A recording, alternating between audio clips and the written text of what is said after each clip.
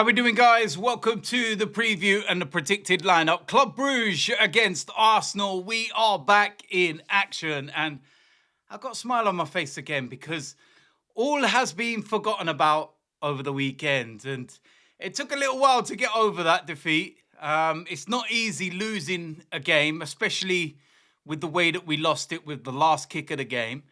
But the reality is that's our first defeat in 18. It's not as bad as some people may suggest.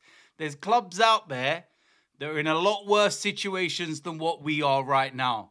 One of those clubs is actually Club Brugge. If you think that we've got problems, then my word, there's so much going on there. They sacked their manager 2 days ago. They've reappointed an old manager that came absolutely out of nowhere. So much so that the club they got him from didn't even know that it had happened. But apparently there was a release clause, which is why they were able to go about their business. And they've got around about 9 injuries for this game, including both of their goalkeepers. So they've got to bring in a third choice goalkeeper. So for as much as we're all feeling down in the dumps and it's all doom and gloom and everything else, there's somebody else out there in a worse situation than what we are. So it's not as bad as we may think, even though Saturday afternoon, we all felt like the walls were crashing down around us and that was it. It's all over. We've blown it. We're still top of the league. We're still top of the Champions League. We've already qualified for the knockout rounds of the Champions League. We're the only team to actually have done that so far. Now, obviously, we want to finish in the top 8 and not just, within those areas. We want to get in that top 8 and also in the top 2, because we do that, then you guarantee home games second and all the rest of it, which is something that UEFA sorted out for this season because of the issues last year. And I think ultimately we were one of the teams that, were on the wrong end of that last season, where we finished so high up within the group phases, but then we're playing our second legs away from home, Real Madrid, PSG. It's not right to have been that way round. So they look like they've dealt with that situation, but we go and win this game. I think that pretty much guarantees us top 8.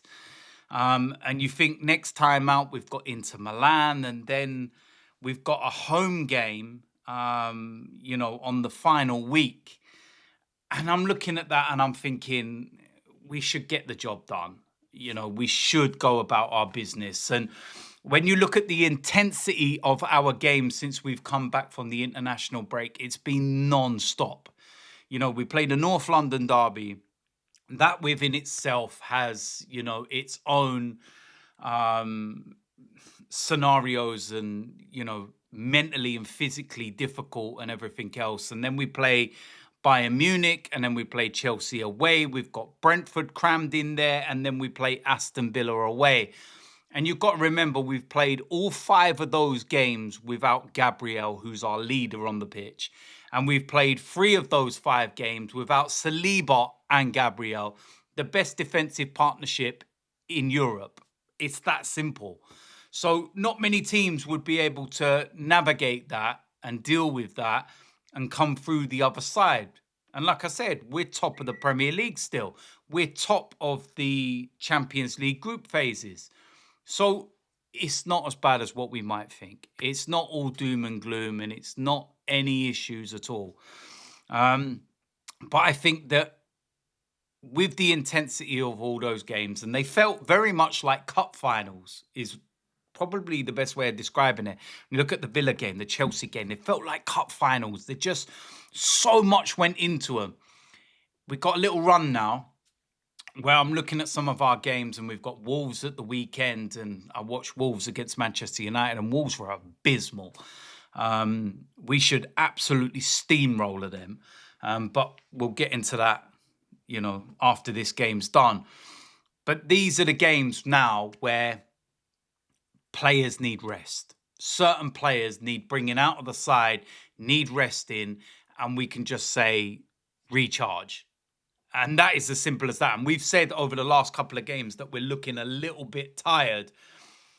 And that's because we haven't been able to rest. It's very difficult to rest players against Spurs and Bayern Munich and Chelsea. And it's so difficult. You just can't do it. So this, for me, would be the ideal opportunity to do that. I think that we've given ourselves that license to, tinker, shall we say, based on the fact that we're the only unbeaten side left in the Champions League. And we've navigated our way through to the position we're in. And when you get yourself in such a strong position, it will allow you to be able to do the things that I'm speaking about, which is make changes, give players a rest. And I will go through it. But I still feel ultimately it will be a very, very, very strong lineup. So with that said, let's go into the predicted 11. In goal, David Raya. That doesn't change for me. Still doesn't change. I think we keep him there and we keep that stability and everything else. Kepa is FA Cup, Carabao Cup, etc.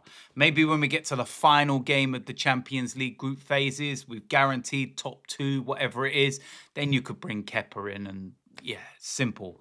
Right back, Ben White. Keeps his place in the side, has been playing a lot of minutes over the last couple of games, but it will do him good. And there's no issues at all. And this is an opportunity for me to bring Jurriën Timber out of the side. He needs a rest. It's as simple as that. Right centre-back, William Saliba. I do believe he will be back, and I do believe he will start the game. Give him a good 60 minutes or so. Get some minutes back into his legs. And then we can go again at the weekend. Very, very simple. Alongside him, Henkape. There's been a lot of talk about Henkape's performance against Villa. And in particular, the moment where he intercepted the pass right at the end and all he had to do was clear his lines and Villa don't score that goal. And it was a bit of tiredness and a sloppy touch and it ran out of play for a throw-in. And listen, he's still adapting. He's still getting used to the league and the physicality and everything else. And that will come. I've got absolutely no doubt at all about his qualities as a player.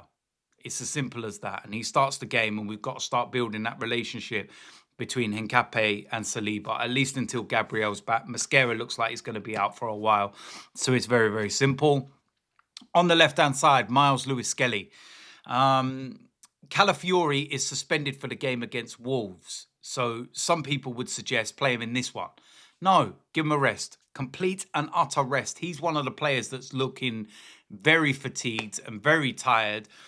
And if Miles Lewis-Skelly is guaranteed to be playing on the weekend against Wolves, then he's going to need this game to get minutes in his legs. It's that simple. So that's my thought process behind it. Let Calafiori have the next week off, recharge, go again. In the midfield, Christian Norgard. Martin Zubimendi, again, is another player that's looking a little tired, a little bit fatigued. Give him the opportunity to have the rest. If Christian Norgard has been brought into the club for these specific kind of moments, then play him. If he doesn't, then I don't know why we bought him. It's as simple as that. On the right-hand side, Noni Madueke. Again, Bukayo Saka, bring him out of the side, give him a rest. It's very, very simple. Madueke coming back from injury, needs minutes, needs to keep playing. And what I will say about Madueke is that I've been impressed with him since he's joined the club, and I think there's a lot of things that he's done really well. But the one thing that he needs to really work on is his end product and his decision-making in key moments. And you think just before Villa scored at the weekend, we had that opportunity where the ball comes across and he's never, ever scoring from the angle that he's at and he attempted to take a shot from. Never. You either decide that you're happy with the 1-1 draw and you'll see that game out and you let the ball run across your body and you go over to the corner flag and you just see the game and you die it out. It's as simple as that. Or you take the touch with your right foot, you set yourself and you try and work a better angle. And you look for either Gyökeres or you're shifting it to your left and then you can get a better shot away. Decision making. That's all I'm going to say.